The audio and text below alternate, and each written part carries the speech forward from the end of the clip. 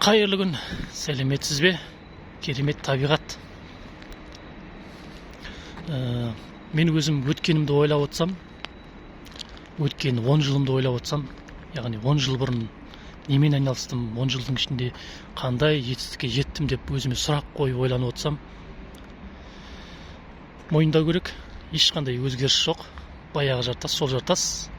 Қарап отырсам, қаншама жұмысты ауыстырған екенмін. Бір зарплатаға, яғни айына беретін 50 мың теңге, 80 мың теңге, 100 мың теңге беретін, 150 мың теңге беретін, сондай айлыққа жұмыс жасаппын. Неше түрлі жұмыстар істеппін. Бір істегенде екі жұмыс істеген кездерім болды, бірақ арада 10 жыл өтіпті. Ешқандай өзгеріс жоқ. Неге? Өйткені ол жетпейді айлық. Ол айлықты аламыз, кредит төлейміз, қарыздар төлейміз, одан қалды квартираға төлейміз, продукт аламыз. Единсің тағы бар.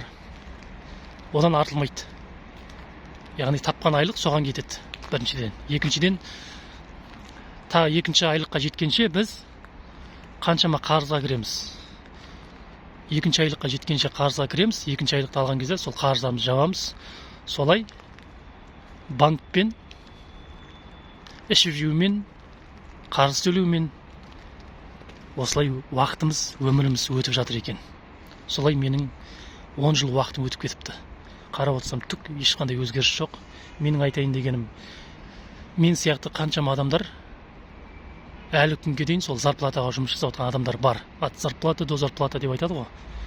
Олар ойлайды, мен зарплатаға жұмыс істей берсем, бір-екі жұмыс істейтін болсам, немесе зарплатаға, мен байып кетемін, жағдайым жасайым, үй алам, машина алам, тағы басқа деп ойлайды. Бірақ ол өз-өзіңді алдау. Өйткені 10 жыл бұрын мен де өз-өзімді алдадым солай. Әйтеуір аяқ астынан байып кетерім сондай деп ойладым, бірақ өкінішке орай олай емес. Құдай берсе почкадан береді дейді ғой, ол деген менің ойымша ондай нәрсеге келіспеймін.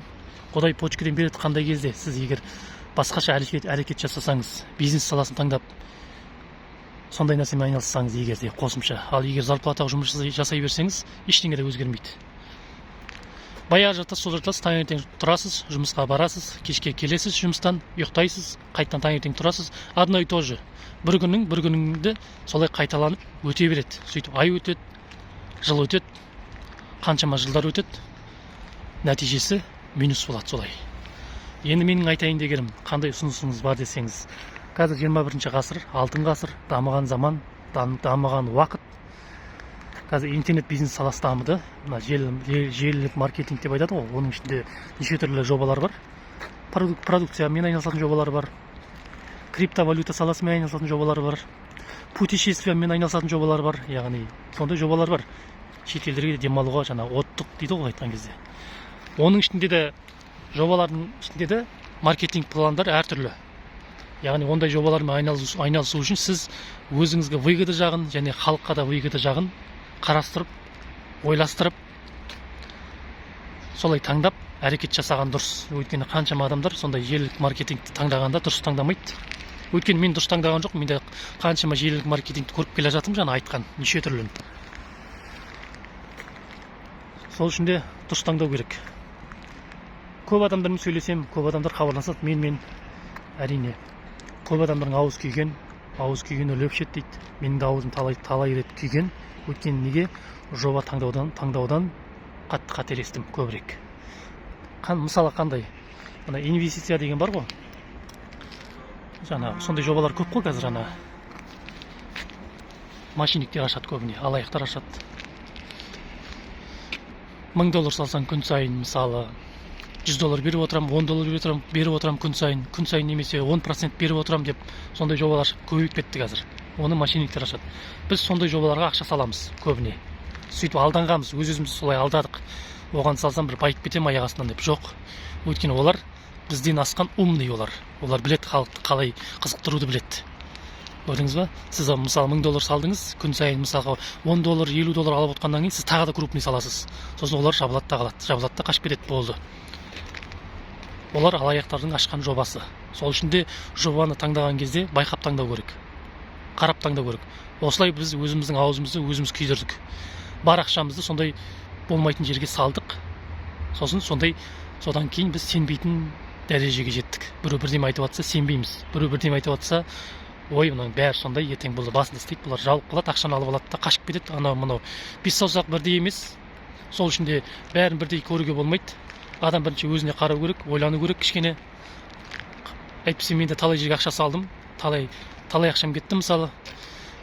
Кейбір адамдар сондай ақшаларды салып ой аузым күйді, болды салмаймын енді, керек емес, одан да зарплатаға жұмыс істеген жақсы дейді да, зарплатаға жұмысқа кіріп кетеді. Бірақ ол зарплатаға жұмысқа кіргенмен өмірі өзгермейді ешқашан. Таңертең кетесің, кешке келесің, таңертең сөйтіп 10 жыл жұмыс жасайды, 20 жыл, 30 жыл, 40 жыл жұмыс жасайды, бірақ ешқандай нәтиже жоқ. Кейін мысалы 10 жыл, 20 жыл жұмыс істегенмен, кейін жұмысқа шықпай қалсаңыз, ол жерде ақша төлемейді сізге, еңбегіңізді бағалап, стажыңыз бар ғой деп. Сіз жұмыстан шығарып жібереді, болды, орныңызға басқа біреуді жұмысқа ала қояды. Көрдіңіз бе? Сонда сіздің 10 жыл, 20 жыл, 30 жыл істеген стажыңыз бір тиынға да пайдасы жоқ деген сөз. Былай айтқанда зарплатаға жұмыс істеген адамдардың 99% нәтиже бермейді. Оны өздеріңіз де байқап жүрген шығарсыздар. Сол үшін де ақшаның барлығы қазіргі уақытта интернет саласында, интернет бизнес саласында. Жаңа мен айтқан жоғарыда интернет бизнес саласында. Менің енді қарап отырсам 10 жыл өтіп кетіпті. Қазіргі жеткен жетістігім мысалы менің бастығым жоқ. Мен өз-өзіме би, өз-өзіме қожамын. Қай уақытта жатам, қай уақытта тұрам, оны өзім білем. Бұл менің бірінші жетістігім. Әйтпесе таныстарым бар, жұмыс жасап отқан. Алатын бір 50 мың теңге, 80 мың теңге, 90 мың теңге алады. Таңертең кетеді жұмысқа. Кешке келеді. Бір айдан кейін сол 80 мың, 90 мың, 100 мыңды алады. Ал бірақ мен соны үйде жатып алып, тал түскі дейін ұйықтап, соны тапқан ақшасын мен үйде жатып алып табамын да соны. Разница большая, көрдіңіз бе? Ал бірақ сізде де сондай таңдау бар. Сізде де таңдау бар. Ең бастысы сізде құлшыныс болу керек, желание болу керек. Одан кейін сізде жауапкершілік болу керек өз-өзіңе деген. Сондай таныстарым бар. Солардың тапқан табысын таңнан кешкене өліп талып жұмыс жасайды ғой. Бір айдан кейін ақша алады. Соны тапқан табысын мен үйде жатып алып аламын. Ештеңе істемей-ақ былай айтқан кезде. Енді ештеңе болғанда қалай? Осылай интернет бизнеспен айналысқанның арқасында оның барлығы. Негізі ақшаның барлығы интернетте. Біздің барлығымызда телефон бар, iPhone бар, Android телефон ұстаймыз барлығымыз. Осы телефонмен ақша табуға болады да. Ал біз не істейміз? Сол қолымызда телефонмен TikTok қараймыз. Біреудің өмір баянын қараймыз, Instagramға кіреміз, біреудің өмір баянын қараймыз, соны қызықтап отырамыз. Мынау күшті екен, мынау шетелде демалып жүр екен, мынау мынандай екен, андай екен, мынау күшті. Сөйтіп қызығып қоямыз, болды. Ешқандай нәтиже жасамаймыз. Неге өзімізге сұрақ қоймаймыз? Анау мысалға шетелде демалып жүрсе, күніне миллион тауып жатса, неге мен соны жасамасқа? Одан менің қай жерім кем? Неге мен соны жасамаймын? Ол да адам, мен де адам. Деп адам өзіне сұрақ қойған кезде, сол кезде кішкене не болады да? Құлшыныс пайда болады да. Біз олай істемейміз. Біз жатамыз, армандаймыз, қиялдаймыз. Шетелге барсам екен, күніне миллиондап табыс тапсам екен деп армандап. Бір күн армандасақ жақсы, бір ай армандасақ жақсы. Жылдап армандаймыз ғой. Бірақ істеп жатқан жұмысымыз зарплата. Вот зарплата до зарплата. Сондықтан да қолыңыздағы телефонның ішінде неше түрлі жобалар бар. Мүмкін сізге таныстардың неше түрлі жобаларды айтатын шығар. Осындай жоба бар, осындай жобаға кір, осындай нәрсе бар деген сияқты. Оның барлығын отказ бере бергенде дұрыс емес. Жіберген кезде қарау керек. 5-10 минут уақытыңды бөліп, қалай, как, не сияқты деген сияқты. Өзіңе ыңғайлы және халыққа да ыңғайлы деген сияқты. Маған мысалы күнде сондай нәрселерді жібереді. Чаттан жібереді, таныстар жібереді, мынандай жоба бар, көрші деп, қараңыз деп. Мен қараймын. Ұнамаса айтам, ренжімеңіз, өзіңізге сәттілік жасай беріңіз, пайдасын көріңіз деп айтам. Ұнаса, әрине, мен сразу кірісемін іске. Сондықтан да уақытты үнемдеу керек, уақытты болмайтын нәрсеге жібермеу керек. Үйде жатып алып, тек біреудің өмір баянын қарап, TikTok қарап, прикол қарап, болмайтын нәрсеге уақыт өтіп жатыр да. Сіздің өміріңізде ешқандай өзгеріс жоқ па? Онда сізге сразу қосымша болса да айналысу керек. Неге мен интернет бизнес деп айтып жатырмын? Себебі интернет бизнес ыңғайлы. Ақшаңыз саласыз, болды, әрі қарай өз команда құрып, әрекет жасаған кезде сіздің жаңа айына алатын табысыңызды сіз үйде отырып алатын боласыз. 10 күнде аласыз, 5 күнде аласыз, кейде болмаса 1 күнде алатындай жағдайға жетесіз. Сол үшін де бір, екіншіден үйде отырып істейсіз, ешқайда барудың қажеті жоқ. Мысалы қаншама адамдар стройкада жұмыс жасап жатыр. Стройкада күніне беретін 7 мың теңге, 6 мың теңге, 8 мың теңге, 10 мың теңге. Бірақ сол ақшаны алу үшін білесіз бе, сізді жұмысқа салады, неше түрлі жұмысқа, ауыр жұмыстарға. Амал жоқ істейсіз, алатын сол 7 мың, 8 мың теңге бір күнде. Әбетің бөлек еще. Адамдар сол жерде қиын жерде жұмыс істеп жатыр да, нереально. Болашағы жоқ ешқандай. Көрдіңіз бе? Сондықтан да адам істегенді адам жасай алады деген сол. Ал интернет бизнес деген бір жақсы жері. Үйде жатып алып, тамақ жайын ішіп, әңгімеңді айтып отырып жасайтын нәрсе. Сондықтан да пайдасын берді деп ойлаймын. Менің айтайын дегенім осы. Уақытыңыз бос өтпесін. Осындай нәрсемен айналысқан дұрыс. Ақшаның барлығы интернет бизнес саласында, желілік бизнес саласында, оның ішінде. Сондықтан да көзді ашу керек. Өзіңізге жауапкершілік алу керек. Сосын жеңде тұрып бастау керек. Біреудің айтқанымен жүрудің қажеті жоқ. Иә, сіз бір бизнес бастайтын кезде обязательно біреулер жамандайды. Ой, анау андай, мынау мындай. Ондай жамандайтын адамдар кез келген жерде бар. Сіз біреудің айтқанымен өмір сүрудің қажеті жоқ. Өйткені сіздің өзіңіздің жеке басыңыз бар, жеке ойыңыз бар. Алға қойған мақсатыңыз бар. Ал біреу келеді, сіздің мақсатыңыздың бәрін бытшын шығарады. Ой, анау андай, мынау мындай деп. Сіз оның айтқанына қараудың қажеті жоқ.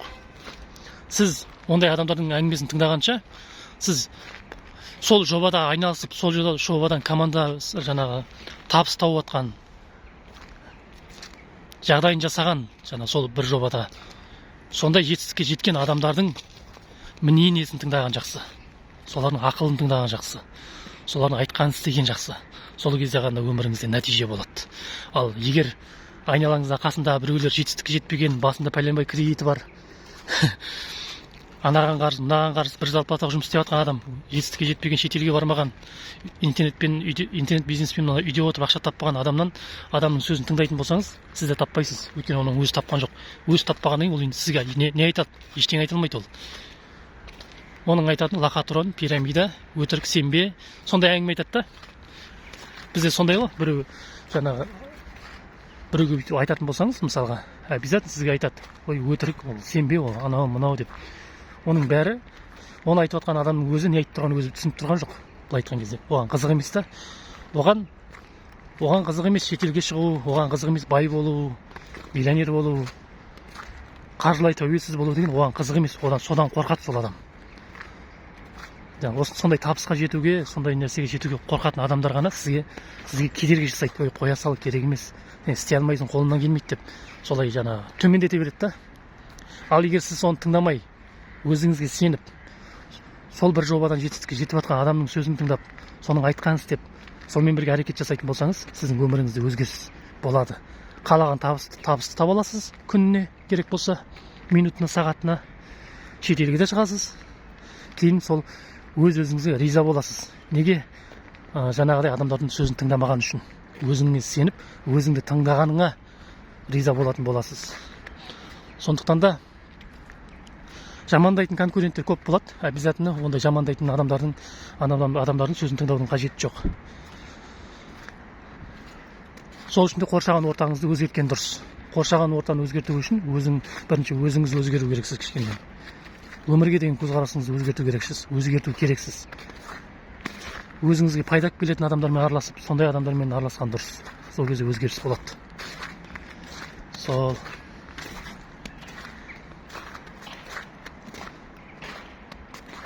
интернет бизнес қатты дамып кетті қазір.